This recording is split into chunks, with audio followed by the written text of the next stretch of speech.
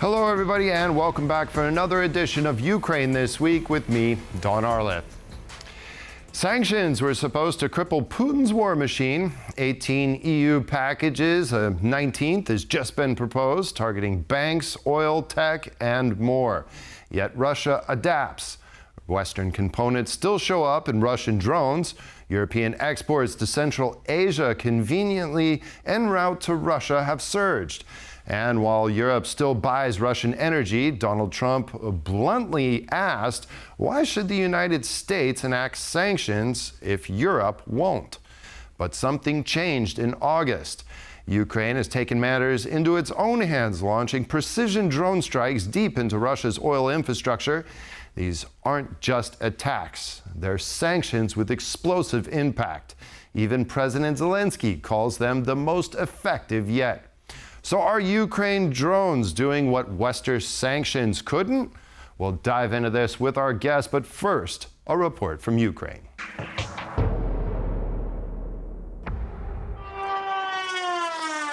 Russian attacks on Ukrainian substations disrupted rail traffic and knocked out power in the central Kirovohrad region overnight on Tuesday. This daylight attack in the northeastern city of Kharkiv destroyed a university building. In the previous 48 hours, at least 12 people had been killed and more than 120 other civilians wounded in attacks, including here in Zaporizhia. On Wednesday night, Russian forces again ramped up attacks on infrastructure. A strike in the central Poltava region hit a fuel station, wounding 4 people. And again, air assaults on industrial sites and rail lines aimed at crippling communications. Early on Friday, Kyiv was once again the target of Russian drone strikes when the city's public transport system bore the brunt of the damage. President Volodymyr Zelensky posted that so far this month, Russia has launched more than 3,500 drones of different types, nearly 190 missiles, and more than 2,500 aerial bombs.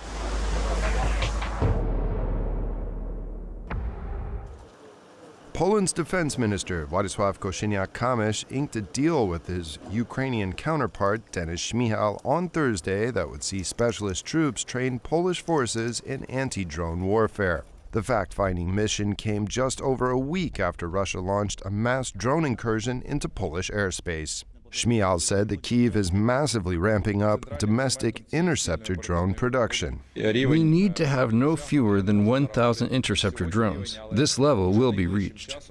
Britain's King Charles used a state banquet for Donald Trump on Wednesday night to press home the need to support Ukraine, comparing the threat posed by Russia's war to that of Nazi Germany. Tyranny once again threatens Europe. We and our allies stand together in support of Ukraine to deter aggression and secure peace. Earlier the same day, the president of the European Parliament, Roberta Metsola, visited Kyiv to discuss Ukraine's accession to the EU and further sanctions on Russia with President Volodymyr Zelensky.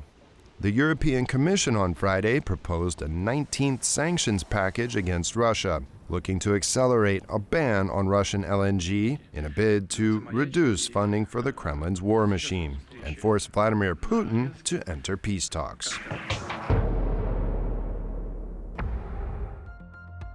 Volodymyr Zelensky visited frontline areas this week, as Kyiv reported reclaiming 7 villages in the Donetsk region, and the country's campaign to cripple Russia's oil industry gathered pace.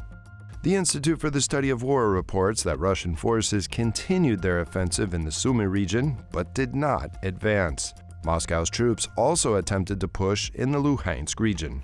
Fighting continues in the Donetsk region, where Kyiv said it had liberated more than 160 square kilometers of land.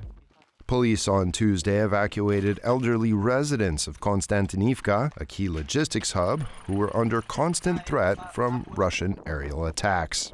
Behind the front line, Ukraine has been targeting Russia's oil and gas sector. Ukraine reported on Thursday that it had struck an oil refinery in Russia's Volgograd region and a huge Gazprom oil processing and petrochemical complex in the Bashkortostan region, some 1,400 kilometers from the front line.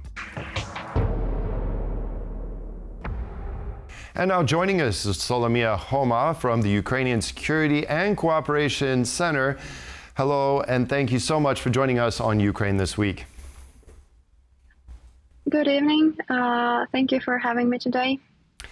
Yes, now since the beginning of August, some estimates say that Ukraine has hit about 45% of Russian refining capacity and has taken out about 20 to 20% and rendered it offline. How much of an impact have these strikes had on Russia's main cash cow? So yeah, this is pretty accurate numbers. Starting from August, Ukraine strike about 45 objects on Russian territories. 18 of them is oil refinery stations, and this is quite a great number because, like starting from 2014, Ukraine were able to strike like 84 objects. So we see this quite big increase in Ukrainian capabilities for deep strikes into Russian territories. For now, what we see, these specific strikes on Russian oil refinery stations, they already lowered Russian industrial capacity on 17%. Also, we see the struggle for them to bring more oil to the front line. We already see that they can't use heavy weapons, heavy vehicles in that amount as they were able to use it before. And also, what is interesting, we see the shortage of oil and benzene in the regions of Russian, and we see that prices are rising in Russian for a people, and as we see the prices in the world market for oil are lowering, decreasing, we can say that this would cause quite an impact on economical situation inside Russia, and especially this could be triggering for Russian society itself, because for now we see this like that military and just ordinary people in Russia, they are in some sort of the competition for oil, and this of course would make some could make some triggering tendencies in Russian society, because what we know, Putin will always prioritize military over his society. So of course we could see something more interesting going on in Russian society in the near future. Yeah, a bit of unrest, a bit of uncertainty. From what you've seen, how is Russia trying to spin this to their population that suddenly there's no more, there's no more petrol in gas stations, or the prices have spiked by, 12 to 15% in some cases? Well, as always, we don't see that, let's say, active communication with society. Of course, everything, every responsibility is on Ukraine and on Ukrainian defense forces. They are trying to reassure their society that it is like necessary struggles that they need to deal with in course to have some advantages over Ukraine on the front line. But yeah, for now we don't see that much of active communication with their society over such things. And as it is, as Russian government, how they like to do, they are mostly trying not to talk about the problems. But what we see from the Russian social media, we see that people are trying to raise that question. They are trying to, make more discussion in social media, but everything is under quite strict censorship. And as it always was with triggering questions for Russian government. Right now, concerning this strategy, what do you think is more important for Ukraine to target, the refineries or export terminals, or both? Well, this is the combination of what Ukraine is doing, because our ability for a deep strike, not only for oil refinery stations, but also for other objects in Russian Federation. This is the part of our strategy to lower Russian military capabilities, because what we're having on the front line and what we're having inside Russia, this is of course the things that are like deeply connected to each other. That's why we see that Ukraine trying to work on these things in complex. Now, what impacts, first and foremost, the Russian military and its ability to move, or the civilian economy with major fuel shortages and increased prices? I mean, you said that the priority will be for the Russian war machine to receive the refined fuel to allow it to move. But is there a kind of a way to balance this out, or is there something that can give in this mechanism, if you will? Well, we see that everything in Russia is working for a war. Their industry, their people, their economy, everything is working for the war. That's why there probably won't be any signs of kind of balance the situation in case of, for people or for military.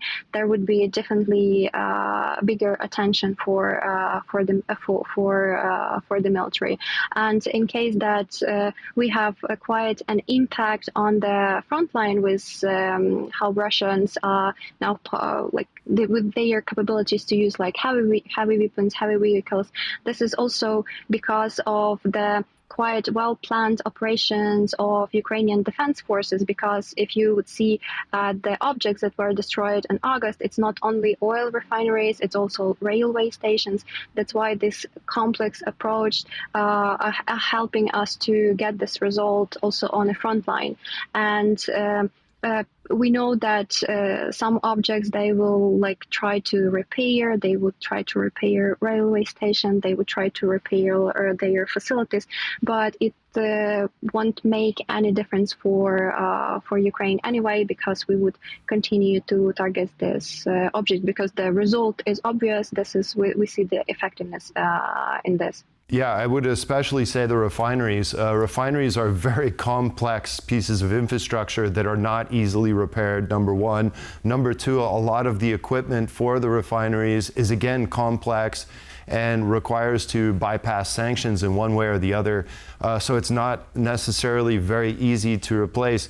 Now, let me just throw this last one out about the Russian oil and the refineries. If Ukraine continues at this pace, how long do you think it is before the Russian economy and its ability to wage war are paralyzed?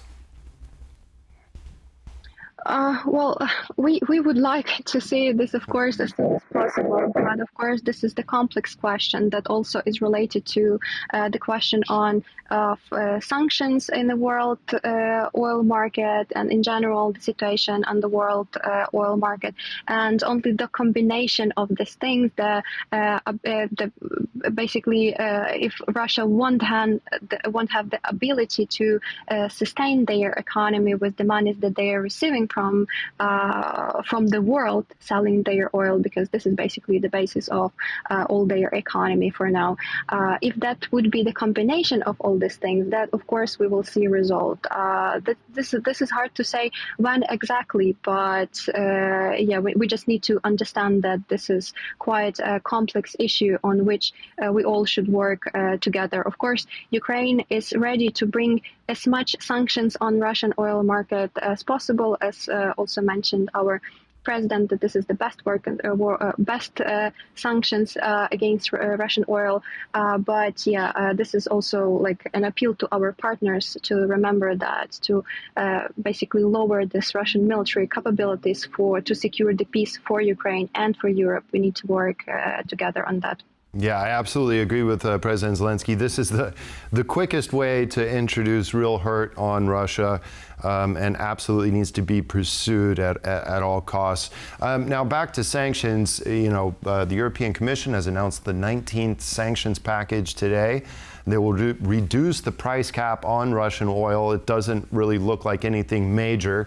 But they will also move to phase out LNG imports to the European Union by the 1st of January 2027, which is essentially 1 year earlier than they planned.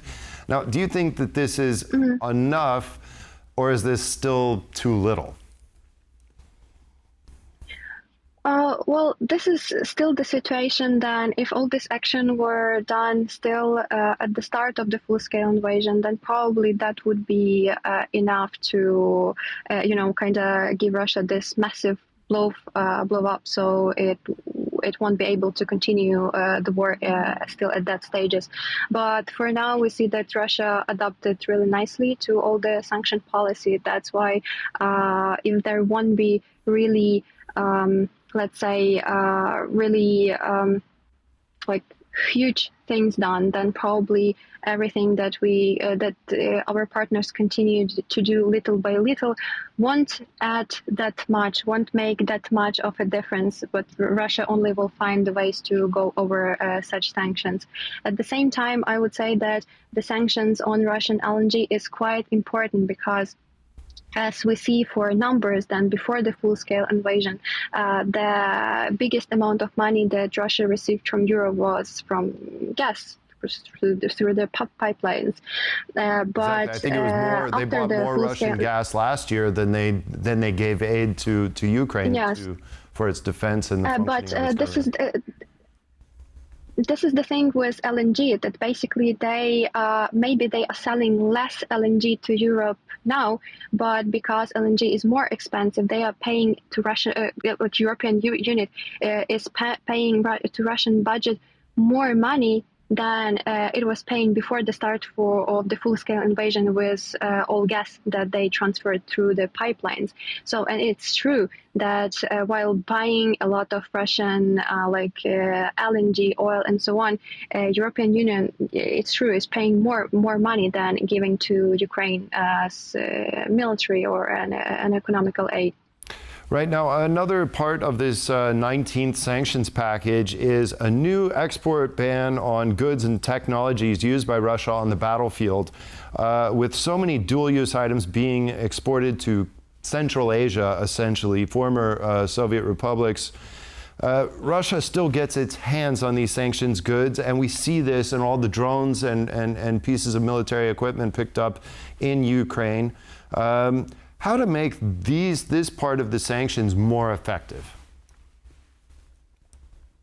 Well, one thing that our center worked not a long time ago is the cases of, for example, Russian businesses that still remain in European Union. At the start of the full-scale invasion, that were more than 30,000 of Russian businesses registered in European Union, and about 4,000 of these businesses belonged to Russian oligarchs that were sanctioned by European Union. And by doing some investigations, we found that these Russian companies are used in European unions as some sort of as a part of a chain to overcome sanctions, to transfer some good technologies and so on to, let's say, Turkey or to other countries. And this is the quite huge problem, just like we are seeing only this one part. Then we see also the case that our center worked on a huge company, Sony Ericsson from Sweden, that we found out that they are selling quite huge amount of technologies for Russia for their telecommunication, and this is the thing not only for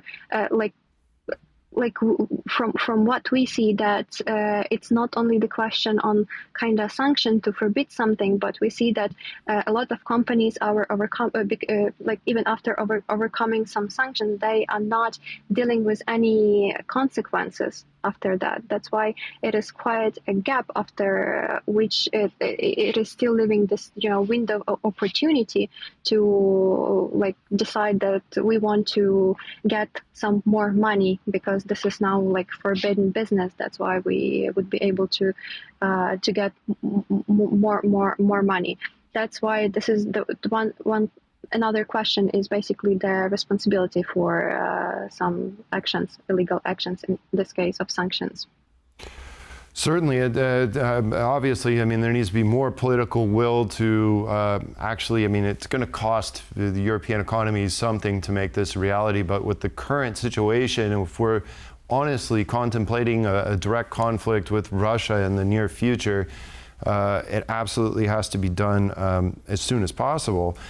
Finally, the 45 companies from Russia, including firms in China, are accused of helping Russia, but all of these measures fall way short of secondary sanctions on China. We're constantly hearing that the war, again, just as I mentioned, is just around the corner. Is it even conceivable that the EU will hold China, India, for example, accountable for funding and enabling the biggest war in Europe since World War II? And in your opinion, do you think that the European Union needs to seriously consider the secondary sanctions on India, on China, just as the United States has said that it's unwilling to do the same unless Europe puts its money where its mouth is?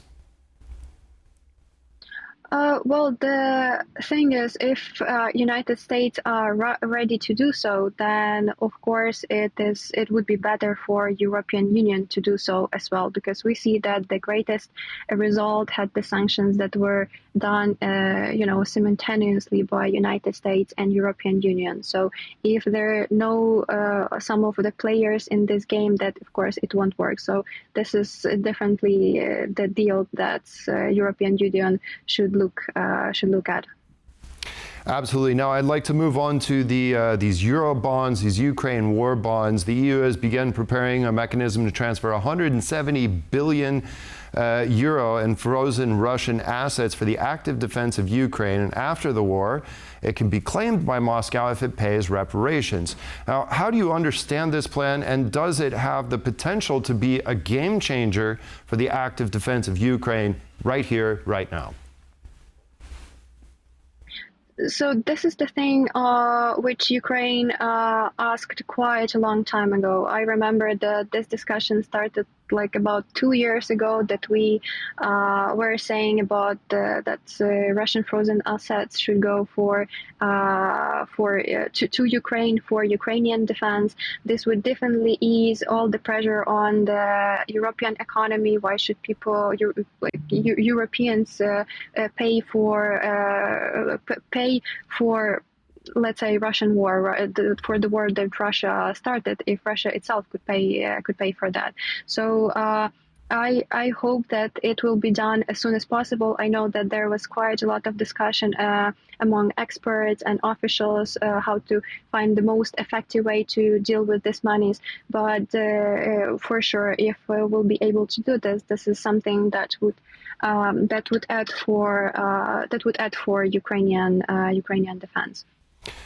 Yes. Now, what happens? I'm sorry, yeah, it's okay. So what happens if this, well, let's say that this takes place. What happens if the fund is exhausted and there's nothing left to build Ukraine with? Is that even a concern where you're sitting in Ukraine? I mean, or is the active defense the most important thing? For me, the question is whether there would be anything to rebuild, you know? So right. The question of to win the war, to hold Russian aggression, it is the most important question, not only for me, but for every Ukrainians. You can just ask people on the streets, and they would say that they would like to get all this money right now, so that we can build our own military industry, so we can invest this money in our defense, so we can save as much lives of people of Ukraine as possible, and we will deal with rebuild of Ukraine. I'm sure of it. But the question, the most important question right now, is to make sure that there would be anything to rebuild. I agree. Now, moving on to the front lines, also we've seen the salient Dobropilya has been encircled. How many Russian troops do you think that are suspected to be there, and when do you think that this part of the front lines will be completely cleaned out? in some directions on the front line, Russians managed to gather more than 100,000 of the troops, and this is basically the area of the Pokrovsk. Of course, Dobropilya is also important direction in that sense, because after the fall, if Russian will take Pokrovsk, their troops in Dobropilya could move forward, basically to continue the surrounding of Donbas city agglomeration. But for now, that we see that they we have the summer ended. Now we have the middle of the September.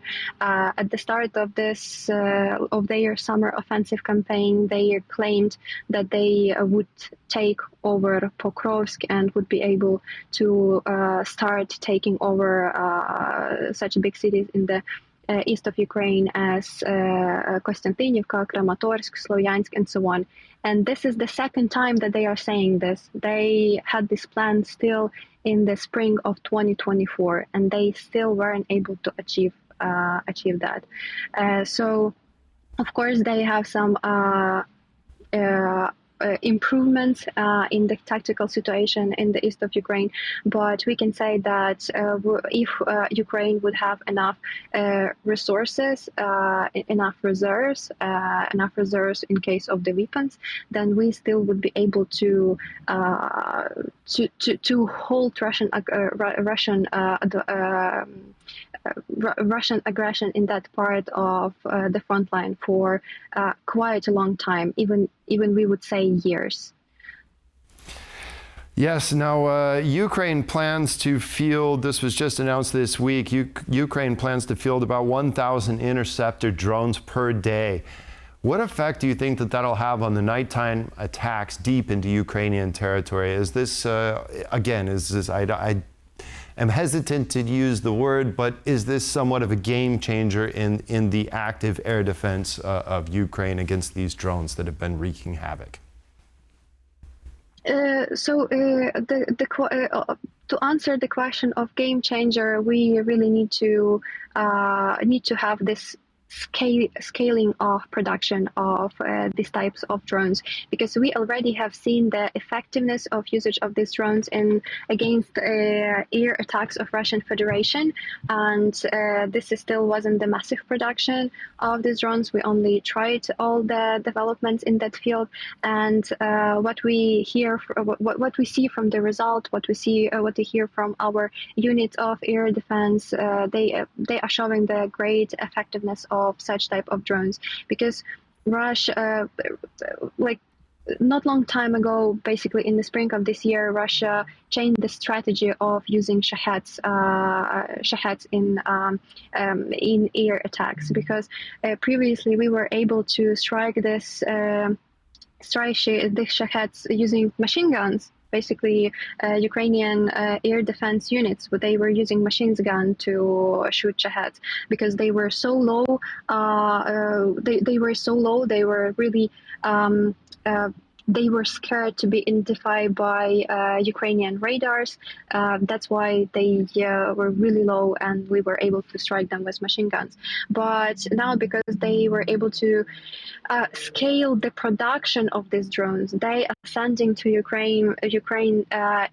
They are sending them in such huge numbers that they basically don't care anymore if our radars will locate them. That's why now they are flying over Ukraine in the high of, let's say, 3-4 kilometers. That's why it's impossible for now for us to strike them. And there is no other effective weapons to work with such type of drones to strike them. That's why definitely drones interceptors, they are a game changer for now. We hope that after it showed its effectiveness, we hope that after scaling the production, we'll be able to work with Russian air attacks much better. Yes, and we didn't even get to the flamingos, which I hope will be in flight very, very soon. Solomiya Khoma from the Ukrainian Security and Cooperation Center. Thank you so much for joining us on Ukraine This Week. I really enjoyed it, and I think we got a lot of insight. Thank you. Thank you for the invitation, and have a great evening. And that's all the time we have on Ukraine This Week. Join us again next week for all the latest from the war in Ukraine. Thanks for joining us, and hope to see you then. Goodbye.